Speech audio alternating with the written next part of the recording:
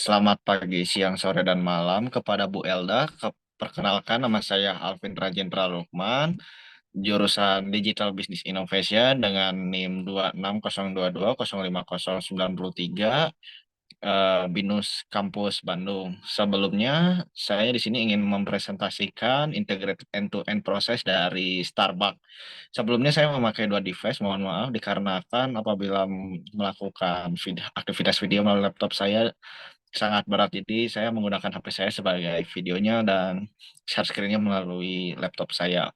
Baik, pertama-tama tersebut ada di bagian penjualan atau sales. Nah, di sini dikisahkan ya, ada pelanggan atau customer melakukan pemesanan. Nah, di bagian penjualan di sini si bagian divisi penjualan di situ tersebut menerima pesanan dari pelanggan yang kemudian dari divisi penjualan di sini membuat dan mengirim sebuah kutipan dari pesanan pelanggan tersebut.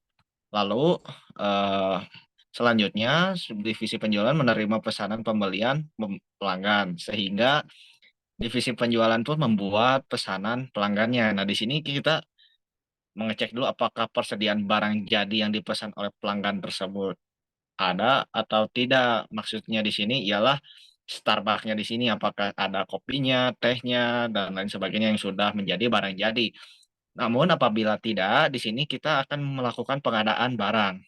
Pengadaan barang di sini dimulai dari divisi gudang yang menerima permintaan produksi. Nah, selain setelah itu dari gudang kita akan dilanjutkan kepada produksi. Nah, di divisi produksi di sini mengizinkan sebuah produksi, misalkan produksi Starbucks terkait kopi atau tehnya. Nah, di sini bagian produksi tersebut mengizinkan melakukan produksi. Namun permasalahannya, apakah bahan bakunya tersedia untuk membuat teh, kopi atau produk Starbucks? Nah, kalau misalkan tidak, di sini kita akan melakukan pengadaan bahan baku. Nah, dalam pengadaan bahan baku di sini terdapat gudang. Nah, gudang di sini tentunya sebagai tempat penyimpanan barang jadi maupun bahan bakunya. Nah, dalam gudang di sini juga gudang membuat sebuah permintaan yang nantinya akan disampaikan kepada divisi pembelian. Nah, divisi pembelian di sini membuat dan mengirimkan pesanan pembeliannya dan kembali lagi kepada gudang. Nah, gudang di sini tersebut menerima pembayaran.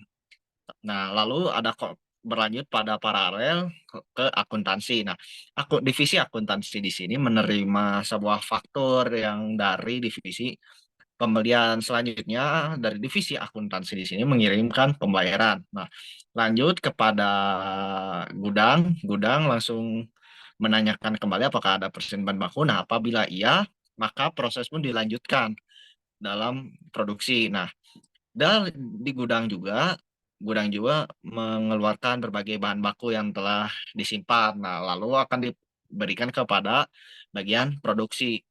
Nah, bagian produksi tersebut menciptakan sebuah produk Starbucks. Nah, dari bahan baku yang telah diberikan dari gudang, misalkan bahan bakunya itu teh, kopi ataupun susu yang terkait dengan produk Starbucks. Nah, semuanya diolah di bagian produksi untuk menciptakan produk jadi. Nah, selanjutnya produk jadi tersebut akan dimasukkan lagi kepada gudang, namun dipisahkan dari barang jadi di, menjadi dua bagian, yakni ada barang jadi dan juga barang yang belum jadi.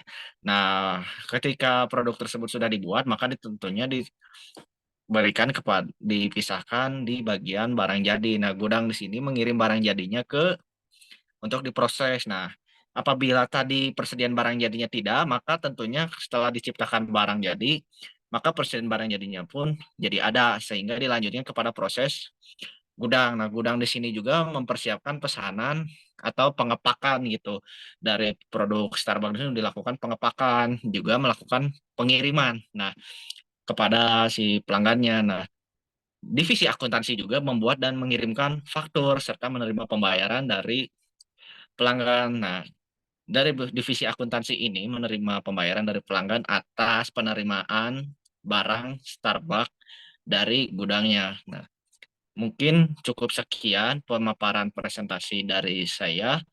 Kepada Bu Elda, terima kasih dan sampai jumpa Ibu. Terima kasih.